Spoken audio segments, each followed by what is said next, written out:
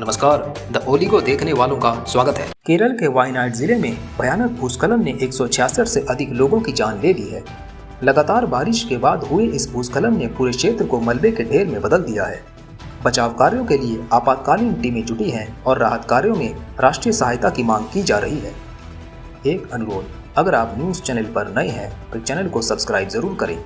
English news के लिए हमारी वेबसाइट www.theoligo.com पर विजिट करें। अब समाचार विस्तार से। एक विनाशकारी घटनाक्रम में केरल के वायनाड जिले में एक भयंकर भूस्खलन ने 166 से अधिक लोगों की जान ले ली है। यह आपदा उन दिनों की लगातार बारिश के बाद हुई जिसने एक विशाल भूस्खलन को जन्म दिया और घरों तथा बुनियादी ढांचे को मलबे के ढेर के नीचे दबा दिया। जो एक शांतिपूर्ण क्षेत्र था, अब वह पूर्ण विनाश का दृश्य बन गया है, जहाँ परिवार अपने खोए हुए घरों और प्रियजनों के साथ घातक सच्चाई का सामना कर रहे हैं। भूस्खलन ने चित्रमय परिदृश्य को एक खतरनाक क्षेत्र में बदल दिया है, जिससे बचाव कार्यों में अत्यधिक कठिनाई हो रही है।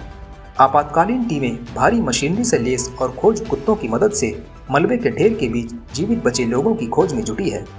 आपदा के आकार ने स्थानीय संसाधनों को पूरी तरह से हिला दिया है, जिससे राष्ट्रीय और पड़ोसी राज्यों से अतिरिक्त समर्थन की तत्काल आवश्यकता पड़ी है।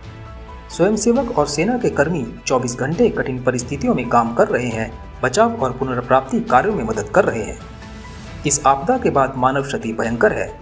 पूरी की पूरी बस्तियां तबाह हो गई है और असीमित परिवार विस्थापित और सदमे में है। आपातकालीन आश्रय स्थापित किए गए हैं, लेकिन तत्काल आवश्यकताएं अत्यधिक हैं। राहत कार्यों का ध्यान केवल खाद्य, पानी और चिकित्सा आपूर्ति प्रदान करने पर नहीं है, बल्कि उन लोगों को मनोवैज्ञानिक सहायता भी प्रदान की जा रही है जो इस घटना की ट्रॉमा से जूझ रहे हैं। समुदाय इस संकट के समय में एकजुट हो गया है, एक दूसरे का समर्थन कर रहा है।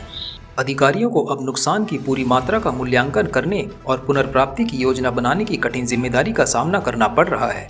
भूस्खलन ने आपदा प्रबंधन और प्रतिक्रिया प्रणालियों की महत्वपूर्ण कमजोरियों को उजागर किया है, जिससे बेहतर बुनियादी ढांचे और प्रारंभिक चेतावनी प्रणालियों की आवश्यकता पर एक व्यापक चर्चा शुरू हुई है।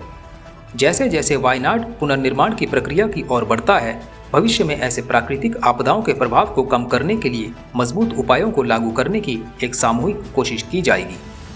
वायनाड की घटनाएं राष्ट्रीय ध्यान आकर्षित कर रही हैं, प्रभावित समुदाय की दृढ़ता और बचाव और राहत टीमों के समर्पण को उजागर कर रही हैं।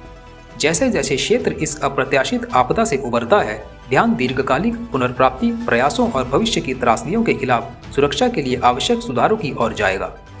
विनाश की छवियां और जीवित बचने की कहानियां सामूहिक चेतना पर एक अमिट छाप छोड़ेंगी, जो हमें प्रकृति की फ्यूरी के सामने मानव समुदायों की नाजुकता और ताकतता की याद दिलाएगी। आज के लिए इतना ही।